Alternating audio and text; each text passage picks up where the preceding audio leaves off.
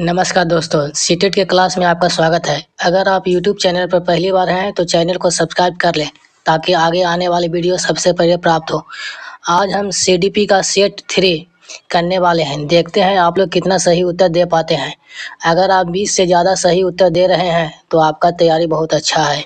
चलिए क्लास शुरू करते हैं।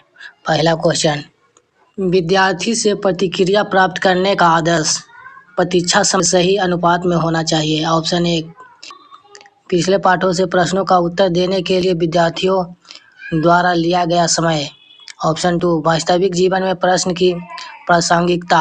ऑप्शन 3, पाठ चर्चा के प्रकरण विशेष के लिए आवंटित समय। ऑप्शन 4, प्रश्न का कठिन स्तर। चलिए इसका सही आंसर दीजिएगा। आंसर हो जाएगा ऑप्शन 4, प्रश्न का कठिनाई स्तर। क्वेश्चन 2 देख लेते हैं। मान लीजिए आप विद्यालय शिक्षा बोर्ड के अध्यक्ष हैं। आप अपने अधिकार क्षेत्र के अंतर्गत आते हैं और विद्यालय की शिक्षा की संपूर्ण गुणवत्ता को सुधारने के लिए क्या योजना बनाएंगे। इस प्रकार का प्रश्न डैश का उदाहरण है। ऑप्शन 1, निम्न स्तरीय अभिसारी। ऑप्शन 2, निम्न स्तरीय अपसारी। ऑप्शन 3, निम्न स्तरीय अभिसारी। ऑप्शन 4, उच्च स्तरीय अपसारी। चलिए सही आंसर इसका दीजिएगा। तो इसका सही आंसर हो जाएगा ऑप्शन 4, उच्च स्तरीय अपसारी। क्वेश्चन 3 देख लेते हैं। सीखने डैश आकलन और अनुदेश के बीच डैश के दृढ़ीकरण द्वारा सीखने को प्रभावित करता है। ऑप्शन 1, का अंतर। ऑप्शन 2, का भिन्नता। ऑप्शन 3, के लिए संबंधों। ऑप्शन 4, के लिए अंतर। तो इसका सही आंसर हो जाएगा ऑप्शन नंबर 3, के लिए संबंधों। क्वेश्चन 4, आंतरिक रूप से अभिप्रेरित विद्यार्थी। ऑप्शन 1, का बाह्य रूप से अभिप्रेरित विद्यार्थी की तुलना में अभिप्रेरणा स्तर कम होता है। ऑप्शन आगे देख लेते हैं। ऑप्शन 2, के लिए औपचारिक शिक्षा की आवश्यकता नहीं है। ऑप्शन 3, के लिए पुरस्कार की बिल्कुल भी आवश्यकता नहीं है। ऑप्शन 4, लिए बाह्य पुरस्कार उसकी अभिप्रेरणा को बनाए रखने के लिए पर्याप्त नहीं है। तो इसका सही आंसर हो जाएगा क्वेश्चन नंबर 4 का ऑप्शन 4, के लिए बाह्य पुरस्कार उसकी अभिप्रेरणा को बनाए रखने के लिए पर्याप्त नहीं है। क्वेश्चन 5, सतत और व्यापक मूल्यांकन की योजना में व्यापक शब्द के अलावा निम्नलिखित के द्वारा समर्थित किया जाता है।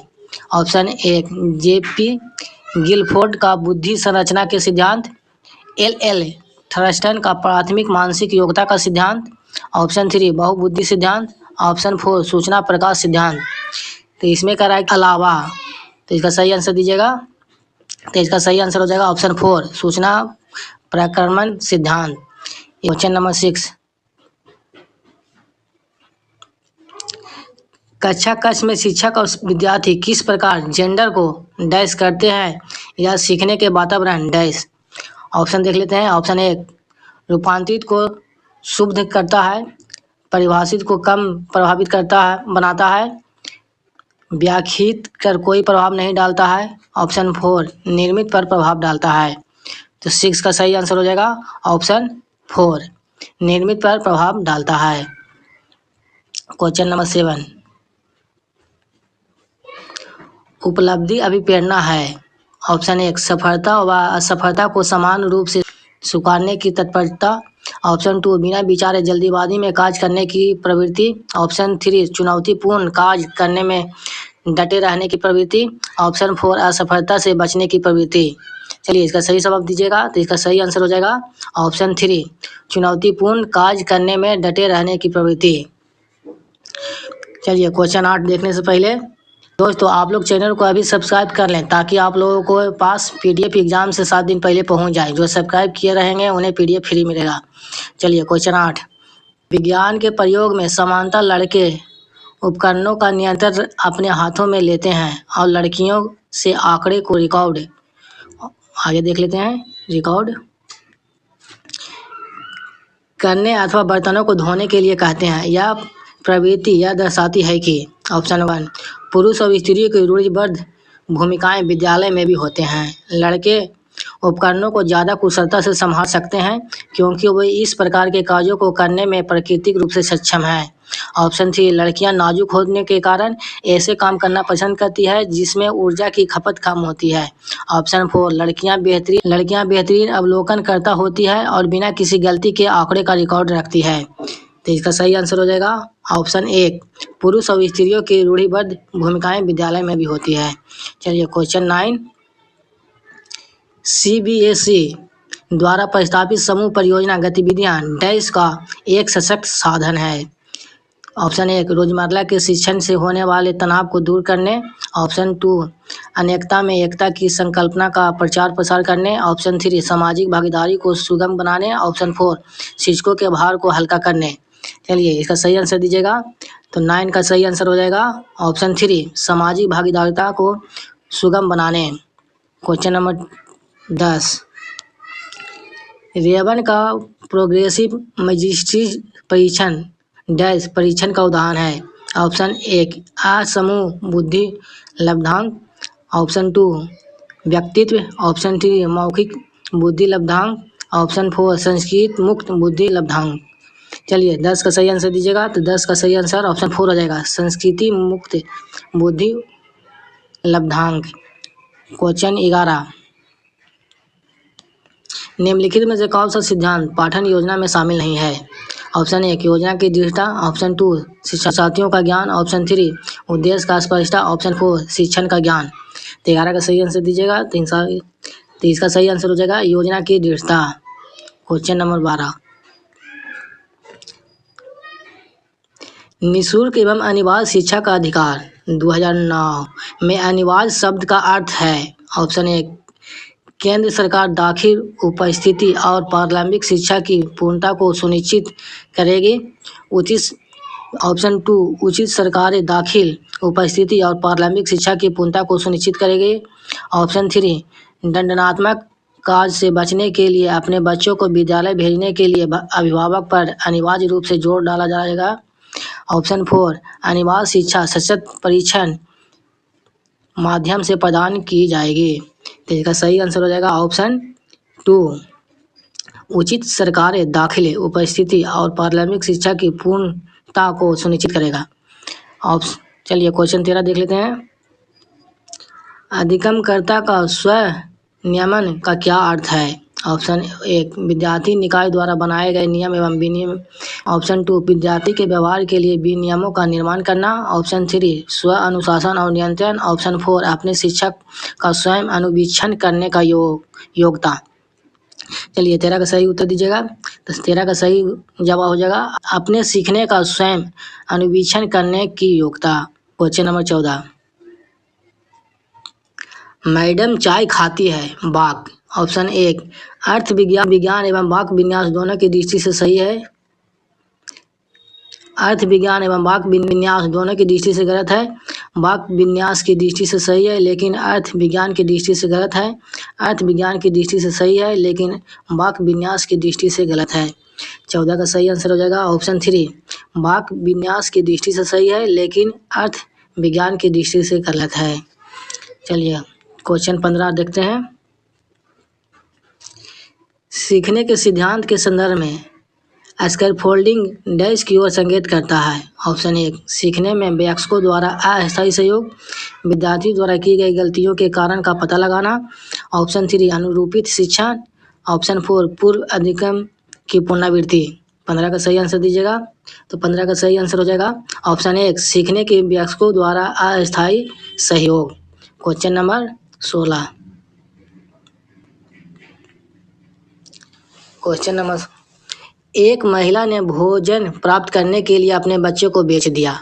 इस खबर को डैश के आधार पर अच्छी तरह समझा जा सकता है।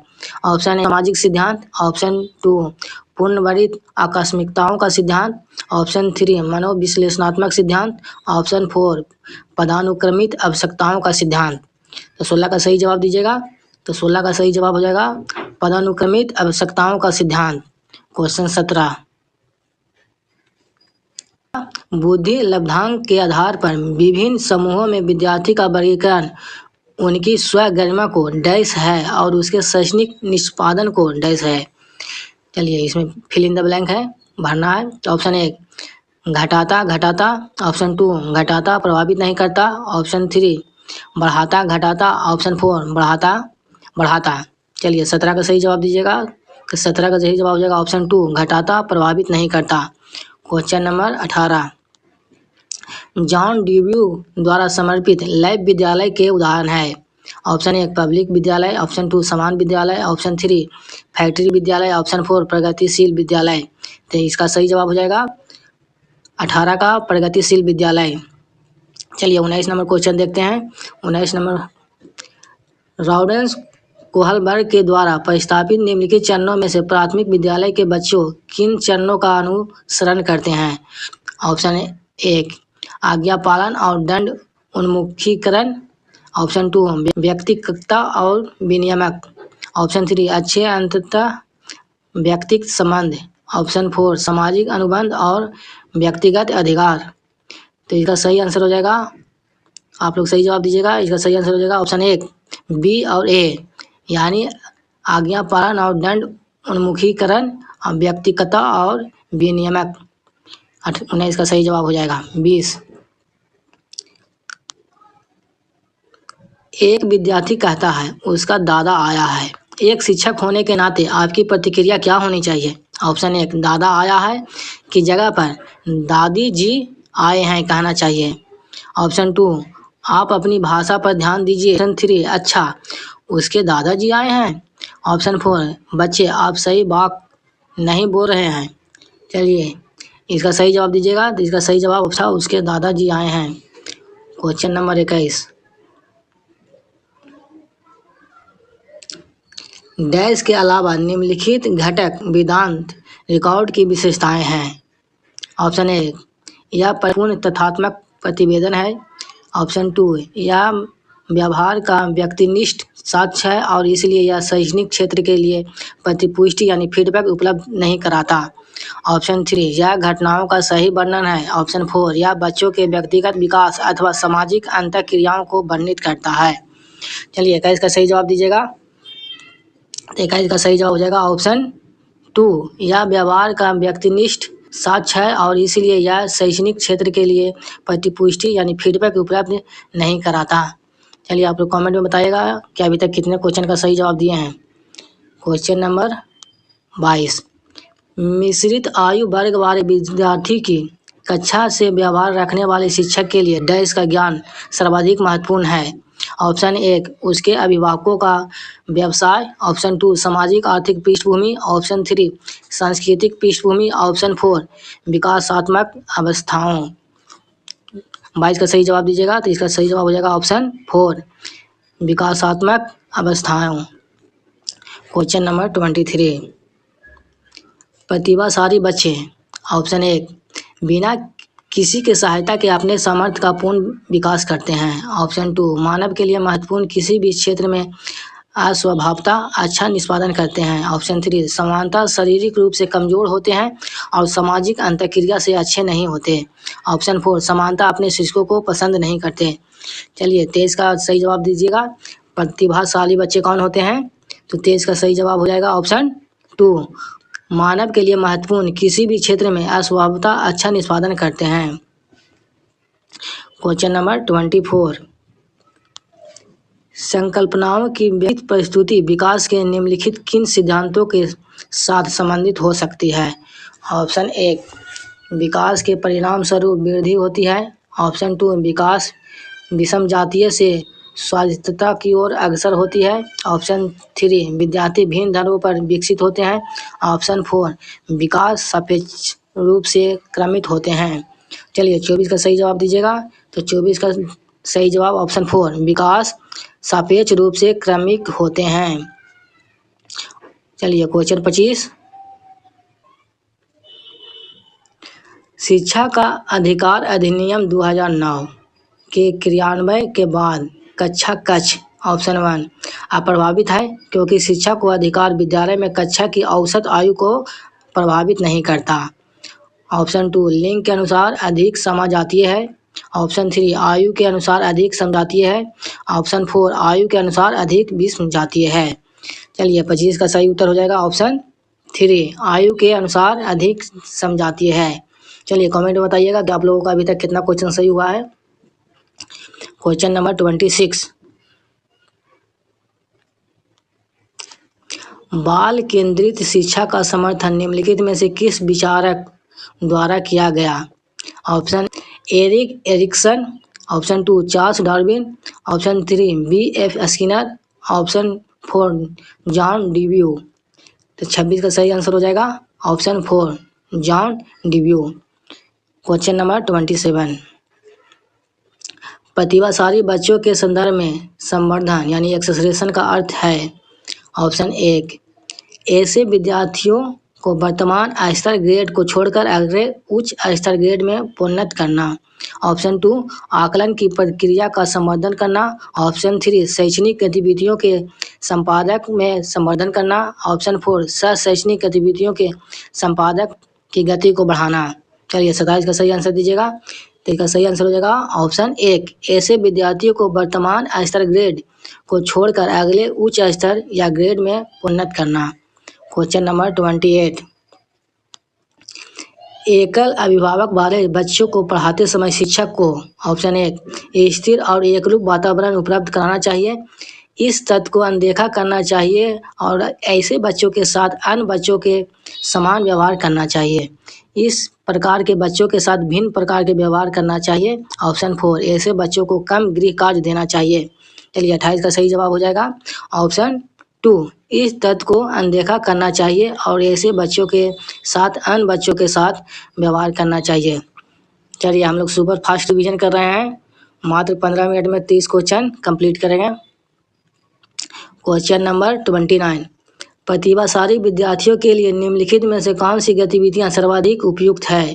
ऑप्शन 1 अभी हाल ही में हुए स्कूल मैच का प्रतिवेदन लिखना, दी गई संकल्पनाओं के आधार पर मौलिक नाटक लिखना, 5 पाठकों के अंत में दिए गए अभ्यासों को एक बार में हल करना, शिक्षक दिवस पर कक्षा को पढ़ाना। चलिए 29 का जवाब दीजिएगा। प्रतिभाशाली विद्यार्थियों का कौन सा लक्षण है? तो 29 का हो जाएगा ऑप्शन 2 दी गई संकल्पनाओं के आधार पर मौलिक नाटक लिखना। आज का लास्ट क्वेश्चन, क्वेश्चन नंबर 3, शारीरिक गति बुद्धि रखने वाले बच्चे की अंतिम अवस्था निम्नलिखित में से कौन हो सकती है? तो ऑप्शन 1 शल्क चिकित्सा, ऑप्शन 2 कवि, ऑप्शन 3 वाचक, ऑप्शन 4 राजनीतिक नेता। तो बताइएगा अंतिम अवस्था कौन सी हो सकती है? तो 30 का सही उत्तर हो जाएगा ऑप्शन 1 शल्क चिकित्सा, इसको सर्जन भी बोलते हैं। चलिए हम लोगों ने 30 क्वेश्चन कंप्लीट कर लिया है, तो आप लोग कमेंट बॉक्स में बताइएगा कितना आप लोग किए हैं। तो वीडियो को यहीं पे समाप्त करते हैं। वीडियो देखने के लिए थैंक यू, धन्यवाद।